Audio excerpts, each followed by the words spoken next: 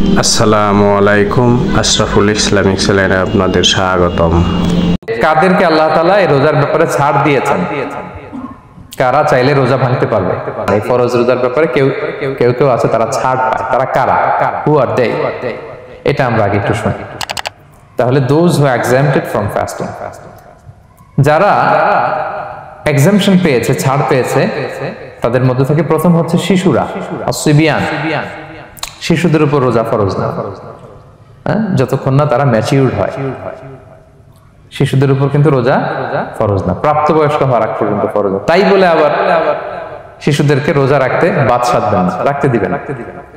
আমার বড় মেয়ের বয়স 8 বছর, সে গতকাল রোজা রেখেছে, সে মহা খুশি।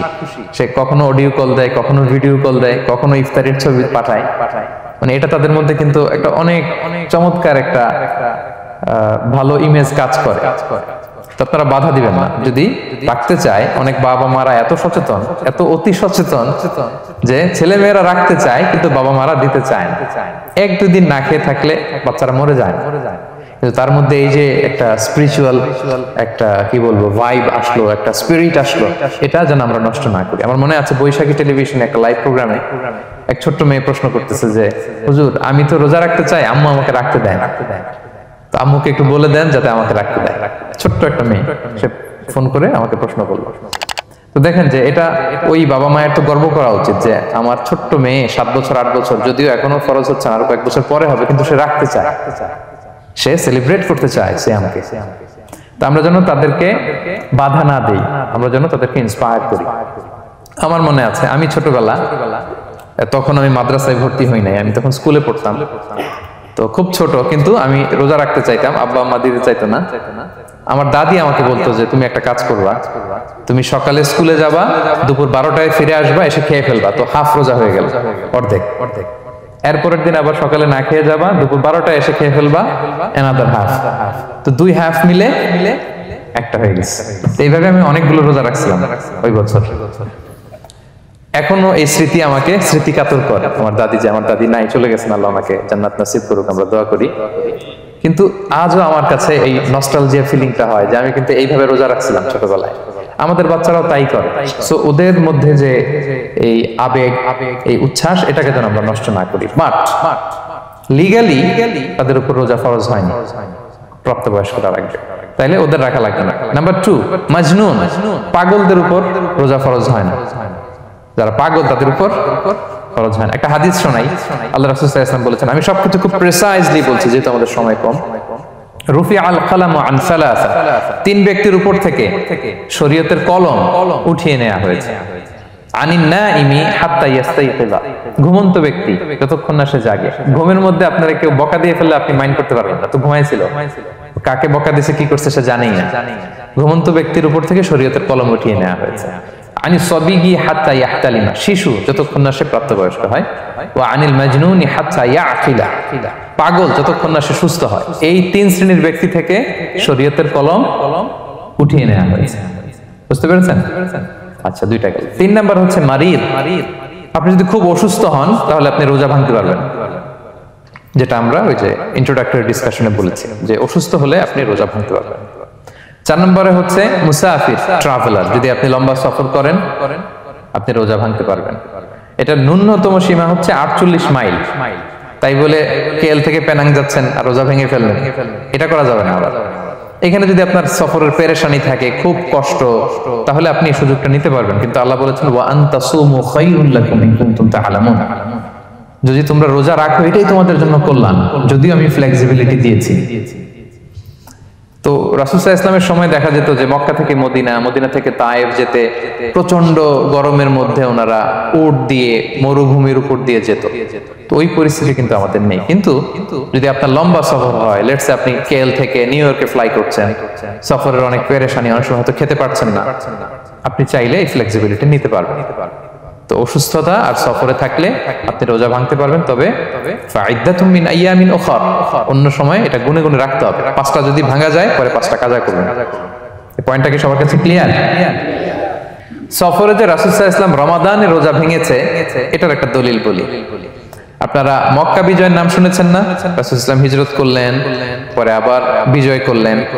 এই মক্কা বিজয় কত হিজরিতে হয়েছে কে বলতে পারবেন?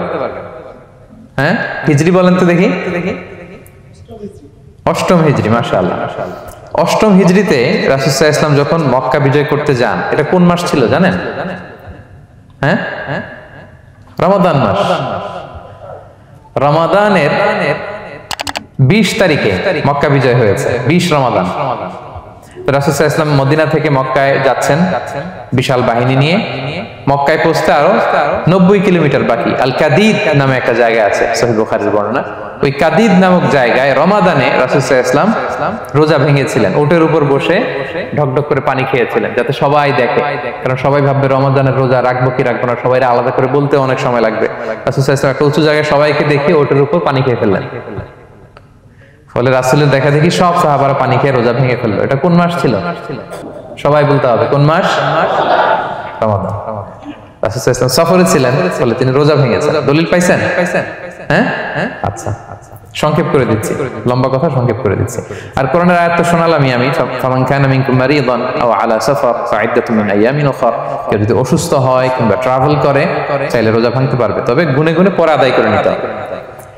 এই যে গুনে গুনে পরে আদায় করে নিতে হয়, এটারে বলে আরবিতে কদা, বাংলায় আমরা যেটাকে কাজা বলে অভ্যস্ত। বাংলা আমরা কি বলি? একটু কথা বলেন আমার সাথে, বাংলায় কি বলি? কাজা বলি। তো আপনি অসুস্থতার কারণে যদি রোজা ভেঙে ফেলেন, পরে এগুলো কাজা করবেন। সফরের কারণে যদি রোজা ভেঙে ফেলেন, পরে আপনি কাজা করবেন। 5 নম্বরে যাদেরকে এক্সাম্পশন দেয়া হয়েছে, ওটা আমি আয়াতে বলেছি। আরবিতে এদেরকে বলে আল হারাম, মানে very old man or women, খুবই বয়োবৃদ্ধ, অতিবৃদ্ধ মানুষ। 100 বছর, 105 বছর এরকম আমাদের কিছু মুরব্বীরা আছে না? ওনাদেরকে খাবার দিলে খেতে পারে না, কাউকে চিনে না, ওনাদের জীবনের স্বাদ আল্লাহ সব শেষ, বিদায়ের সময়। ওই সময় উনি আর কি রোজা রাখবেন?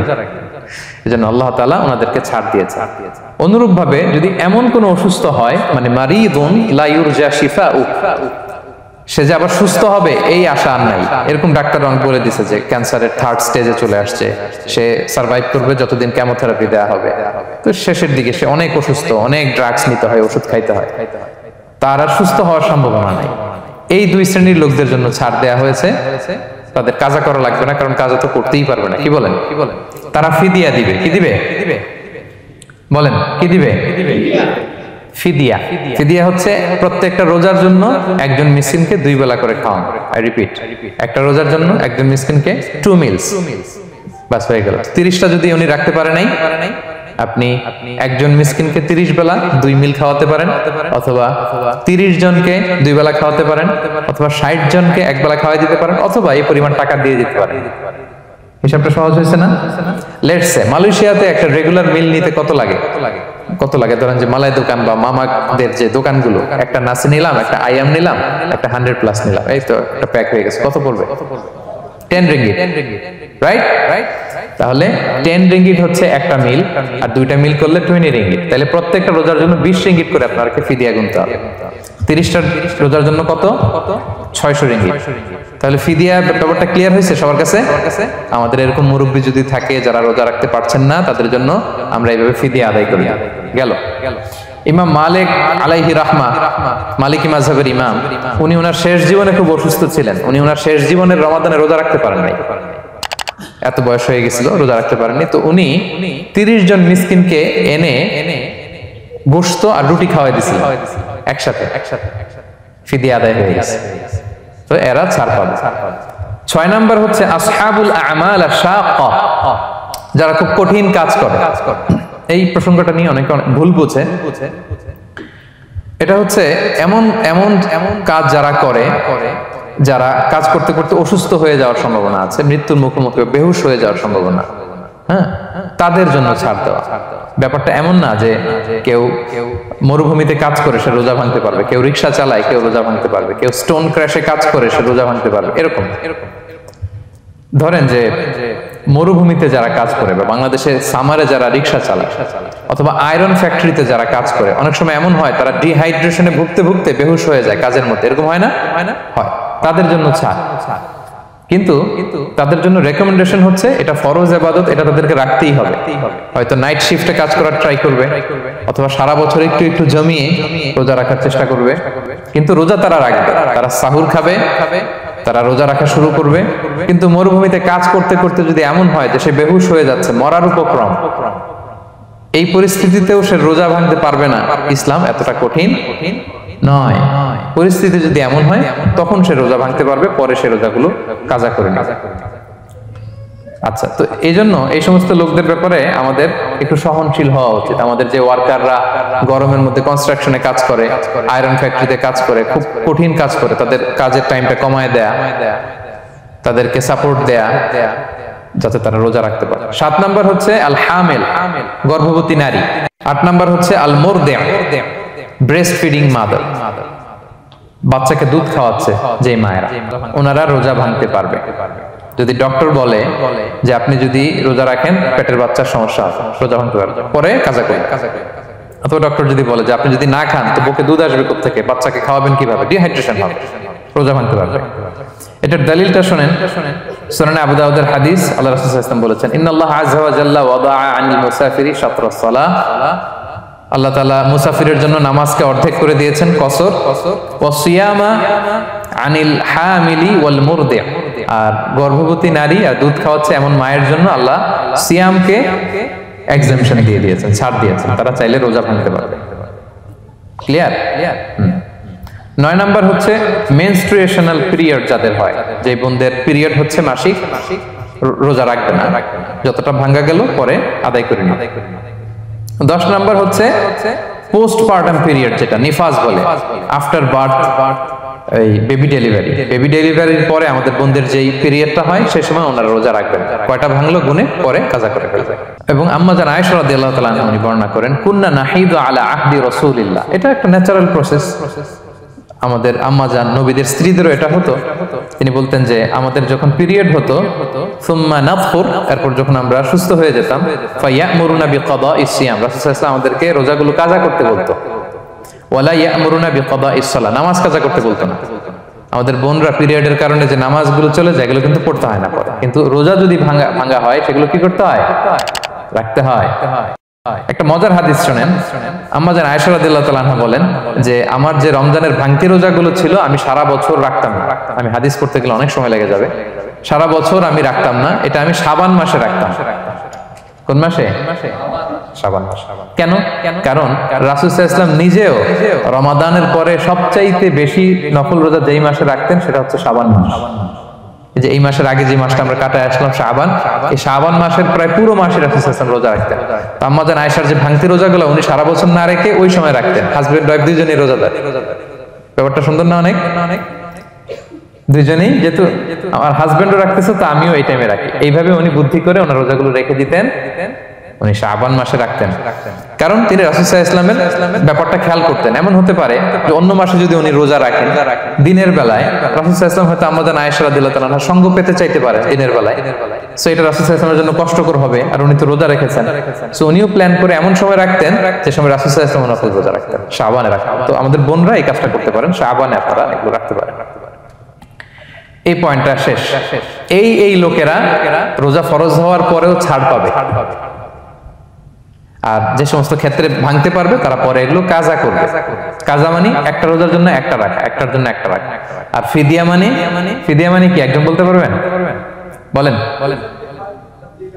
মাশাআল্লাহ, একটা রোজার জন্য একজন মিসকিনকে 2 বেলা খাওয়ানো, আর 30 রোজার জন্য 60 বেলা। এই তো হয়ে গেল, বুঝে গেছেন আপনারা। আসসালামু আলাইকুম, আশরাফুল ইসলামিক চ্যানেলে আপনাদের স্বাগতম।